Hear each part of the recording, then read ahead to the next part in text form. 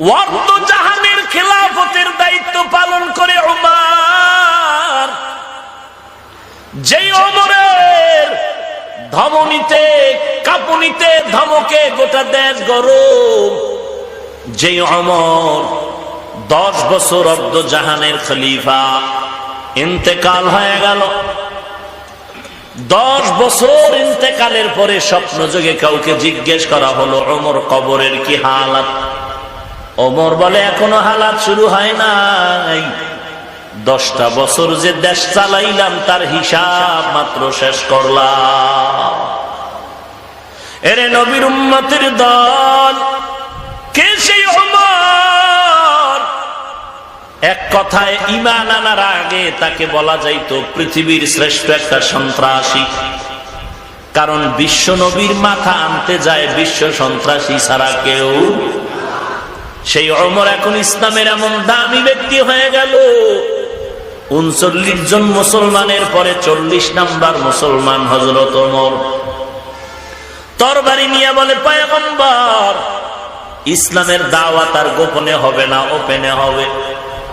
ওমর তরবারি নিয়ে কাবার হাতিমে দাঁড়ায় বলতেছে, এরে বেঈমানেরা, আয় আয় আয়, যদি ইসলামের বিপক্ষে অবস্থান নিয়ে সাহস থাকে ওমরের তরবারির সামনে দাঁড়াও।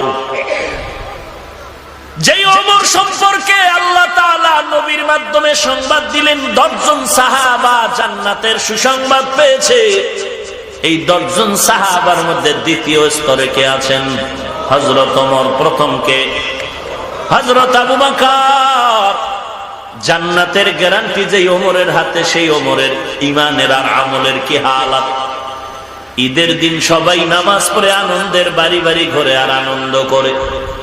খলিফাতুল মুসলিমিন ওমর দরজায় তালা লাগায় চোখের পানি ছেড়ে কান্না করেন।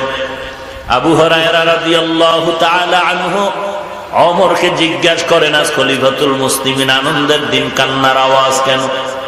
ওমর ডাক দিয়ে কয়, রে আবু হুরায়রা ভাই, আনন্দ ওই ব্যক্তি করবে যার মধ্যে কোনো পেরেশানি নেই, কোনো চিন্তা নাই। কিসের পেরেশানি?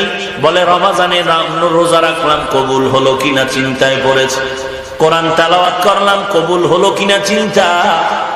তারাবির নামাজ পড়লাম, কবুল হলো কিনা চিন্তা। জাহান্নাম থেকে নাজাত পেলাম কিনা বড় চিন্তা। আবু হুরায়রা বলেন, খলিফাতুল মুসলিমিন, আল্লাহ তো 10 জন সাহাবায়ে কেরামের মধ্যে দ্বিতীয় স্তরে আপনি আছেন জান্নাতি, আপনার কেন এত চিন্তা?